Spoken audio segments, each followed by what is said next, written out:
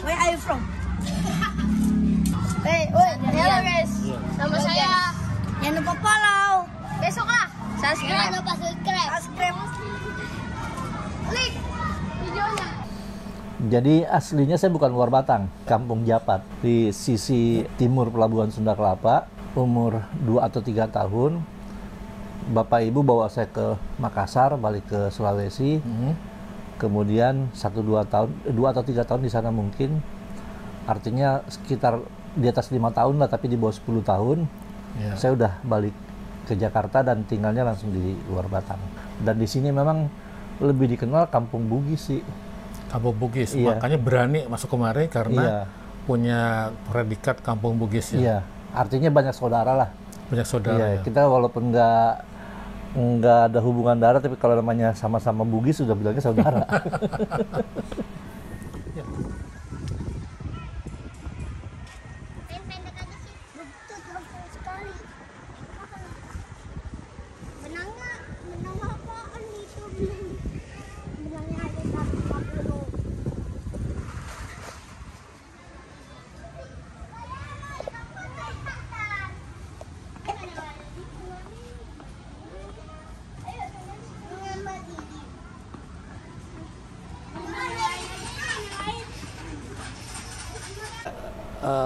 Gimana sih ceritanya kok kampungnya jadi serem gitu untuk orang luar gitu ya?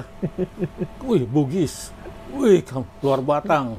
Jadi saya dulu waktu kerja di Jakarta Selatan, temen yang tinggal di selatan nanya, Daeng tinggal di mana? Di utara. Wih, serem banget tuh. Predikat serem itu masih sampai sekarang ya? Kayaknya sih masih. Jadi sejak kapan tuh citra serem atau menakutkan itu tuh sejak kapan? Dari saya kecil sih. Udah begitu ya? Udah, dari saya kecil. Jadi kalau saya misalkan main kemana gitu, ribut di mana, begitu dibilang luar Batang, itu biasanya nggak lanjut. Artinya didamaikan.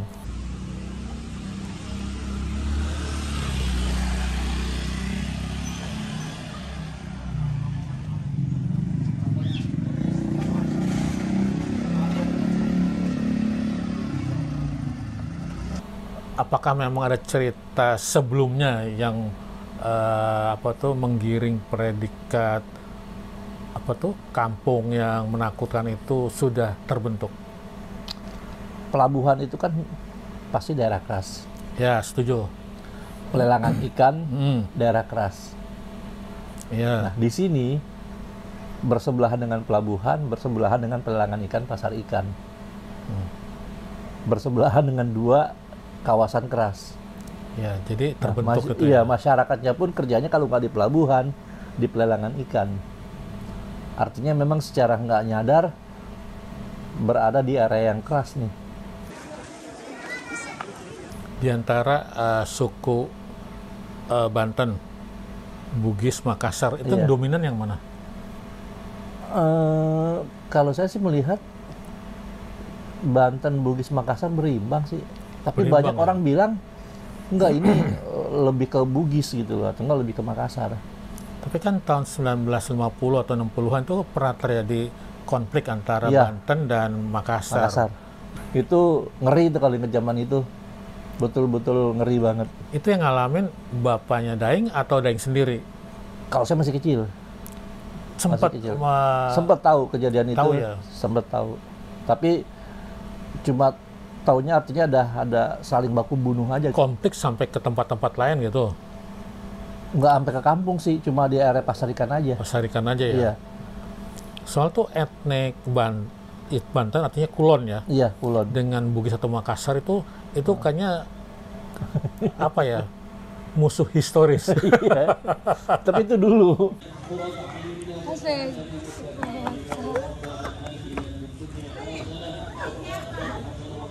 Itu kan tahun 70-an ya. Iya. Citra tahun 80-an atau tahun 2000-an berubah atau tambah.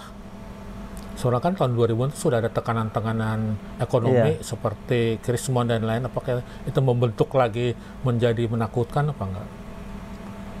Kalau kesan yang saya dapat sih kalau dari cerita teman-teman di luar tetap serem. Kalau sekarang udah nggak kayak dulu. Ngomong-ngomong, ini sebenarnya tuh ibu-ibu, bapak-bapak yang ada di lingkungan luar Batang ini, mereka tuh bekerja di mana sih? Kebanyakan sih di sektor perikanan. Perikanan ya? Kebanyakan, atau buruh. Buruh. Iya, jadi ada buruh pelabuhan, ada buruh di perikanan. Buruh perikanan kan sekarang kan banyak pabrik tuh, Iya, pengolahan ikan, atau dia jual beli ikan. Selebihnya sisanya ya buruh pabrik atau kantoran. Walaupun di sini ada beberapa orang dosen. Alhamdulillah.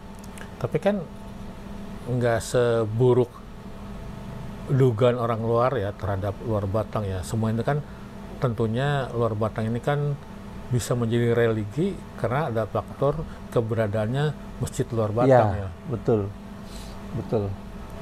Ya, selain sektor informal itu ya, yang tadi ibu-ibu, bapak-bapak ya, ini anak-anaknya tuh adakah yang sampai menyelesaikan perguruan tinggi? Itu? Banyak ya? Banyak.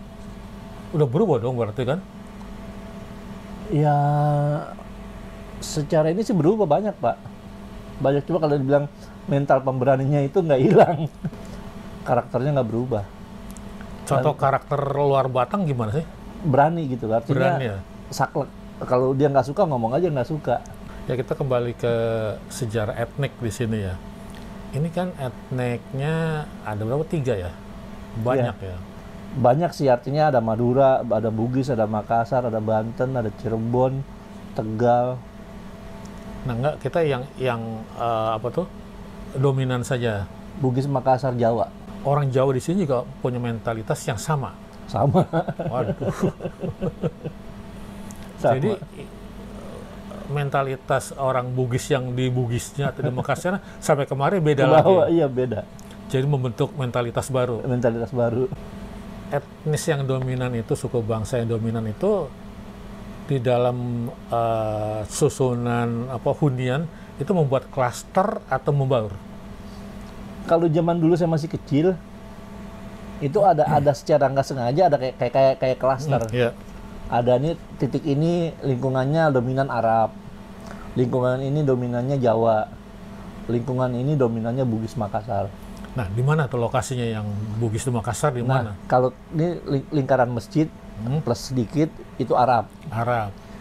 Di luar masjid nih, di sisi timur itu yang dominan banget Jawa. Timur tuh yang pintu masuk ya? Pelabuhannya, yang berdekatan dengan itu pelabuhan. Jawa.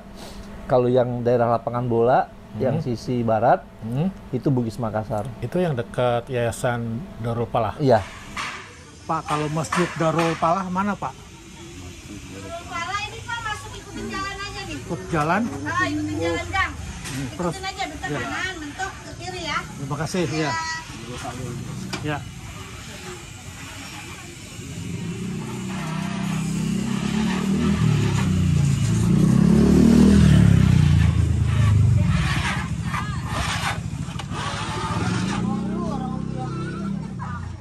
Oh, jadi 2 klaster itu yang menonjol gitu ya dari segi suku bangsa. Dari Jawa yang mewakili Banten yang sebenarnya mewakili Jawa. Betul. Dan juga orang Makassar atau ditambah Bugis ya. Betul. Bedanya Bugis dan Makassar apa sih? Secara kalau kita bahas Bugis Makassar ini lebih galak Makassar sih. Tapi kan walaupun begitu kan ada sisi-sisi positifnya. Di mana sisi positifnya untuk orang Makassar? Mereka kan banyak kan jadi bos ikan sekarang nih. Oh, bos ikan. Jadi bos ikan. Eksportir segala macam. Nah, kalau udah jadi bos begitu, punya kepedulian sosial juga. Tinggi. Bugisnya gimana? Sama aja. Sama. Ini kan ada perbedaan. Selain suku Banten, Bugis, Makassar, ada satu lagi yang lingkungan masjid Arab. Nah, orang Arab itu ngapain? Lebih ke agamis. Ke agamis ya? Iya. Masih ada orang-orang Arab di sini? Tinggal dikit. Tapi itu bagian daripada turun-temurun. Iya, keramat luar Batang. Tapi di sini kan sebuah kehidupan yang unik loh sebenarnya. Saya sendiri menganggap ini kampung legend. Nampaknya diincar-incar orang buat dikembangkan sebagai wisata lagi. Iya. Nah, kalau dikembangin wisata, tapi sementara orang masuk ke sini takut gimana ya? Kalau menurut saya sih itu tantangan. Tinggal kita memberikan info keluar kan bahwa nggak seserem yang Anda kira gitu kan. Coba kita tarik ke belakang lebih jauh lagi ya. Ini dulunya sepadat ini apa nggak sih? Enggak, dulu mah lega, masih banyak lapangan gitu. Artinya rumah nggak, kalau sekarang kan udah di mana-mana udah rumah gitu. Kalau dulu masih ketemu lapangan, masih ketemu kebun, gitu masih ketemu empang. Untuk membuat ini jadi destinasi wisata udah lama ya? Itu yang saya kritik. Jadi gitu ya? Saya bilang mereka tiba-tiba publish bahwa ini adalah kawasan destinasi wisata religi gitu kan. Terus saya bilang, Anda cuma publish tapi nggak ada support, nggak ada pembelajaran, nggak ada segala macam. Nah, jadi kita istilah kata dibilang ini kawasan budaya tapi kita nggak diberikan informasi harus ngapain gitu kan. Dan memang kayaknya berat untuk mengembangkan sebuah destinasi wisata di sini, walaupun memang itu jelas akan membantu ya. Iya. Cuma kan mengubah sebuah mentalitas, sebuah kebiasaan ini repot. Kita bisa merubah sebuah daerah yang danger bisa menjadi daerah disukai oleh wisatawan. Pernah ada obrolan, jadi orang itu bilang, "Deng, ini akan kita revitalisasi nih," gitu kan. Saya bilang, "Pak, kalau ngomong revitalisasi di luar Batang hati-hati." Sejarah pembangunan di luar Batang dari dulu selalu ditentang ya? Tergantung. Tergantungnya yang bagaimana tuh yang ditentang? Ya artinya kalau udah bicara penggusuran pasti ngelawan. Sudah berapa kali sih riwayat penggusuran terjadi di yang luar terbesar Batang? Sih yang zamannya Ahok itu. Oh, tapi kan tujuannya untuk kebaikan juga. Kata siapa? Kata ente yang tinggal di selatan, kata kita tinggal di utara, tanah sejengkal juga mahal. Iya, ya. Itu faktor apa? Siapa orang yang mau kehilangan rumah? Iya, ya. Yang tadinya dia punya rumah nggak bayar sewa, walaupun jelek, terus tiba-tiba dipindahin ke rumah susun harus bayar gitu kan.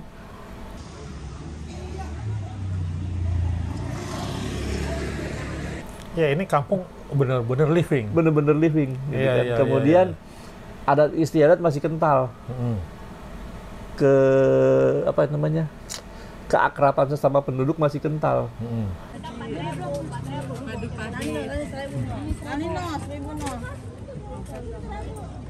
Orang-orang sini sebenarnya memahami sejarah panjang dari lingkungan sini nggak sih? Kayaknya sedikit. Jadi masyarakat di sini kan lebih mementingkan persoalan ekonomi kan, perutnya dulu. Jadi kita baru bisa bicara budaya, baru bisa bicara sejarah kalau ekonomi kita udah bagus. Kalau kita udah nggak mikirin perut lapar lagi kan. Kalau masih sibuk dengan urusan perut, mereka nggak akan mikir budaya, nggak mikir sejarah. Mungkin nggak bisa hilang yang namanya kampung luar Batang. Ini ada informasi, ada lagi berikhtiar lagi akan melakukan penggusuran.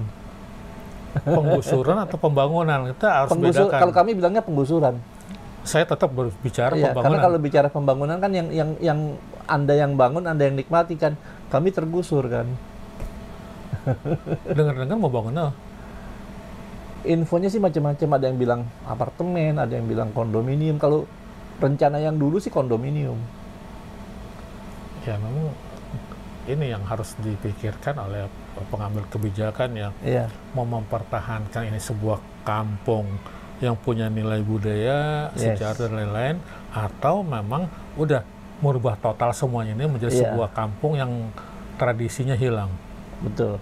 Pilihan deh pengambil kebijakan. Iya, tapi kan warga punya hak juga dong. Iya. Kami manusia kan Anda nggak hormatin, tiba-tiba datang dengan kekuatan penuh kayak akuarium kan digusur tanpa ganti rugi. Itu kan versi Daeng. Bukan versi saya, fakta yang ada. Fakta yang ada ya? Nggak ada ganti rugi. Teman saya itu baru beli tanah di situ 400 juta, nangis darah dia. Tapi kan dibangunkan rumah susun. Nyewa. Yang saya bilang tadinya punya rumah, terus tiba-tiba rumahnya diambil, memang bener dibikinin rumah susun, tapi lu bayar, gitu kan. Bayar bulanan. Kan dulu juga dia bayar kan? Apanya? Misalnya PBB dan lain-lain. Ya, itu kan dia merasa miliknya. Kalau itu kan merasa numpang. Kalau bicara rumah susun kan Pak, kalau istilahnya kondisi gedungnya udah nggak bagus, yang mau ngebangun siapa? Ya udah, ini aja dulu ya. Ini kalau dilanjutin ini tambah panas gitu. Kemana-mana nanti.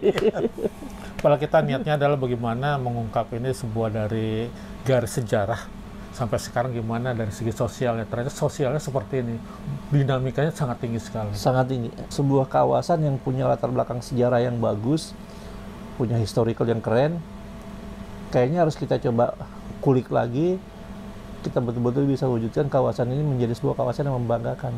Setuju.